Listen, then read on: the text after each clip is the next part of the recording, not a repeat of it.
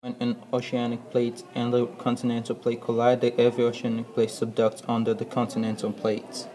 Earthquake produces three basic kinds of wave motion. One motion moves the particles in rock back and forth, which is the L wave, while a second motion moves the particles side to side, which is the S wave.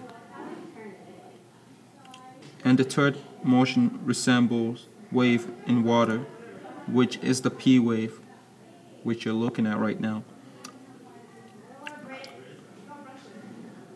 The S wave wave motion alternately squeezes and stretches the rock material through which the wave passes and could cause fire.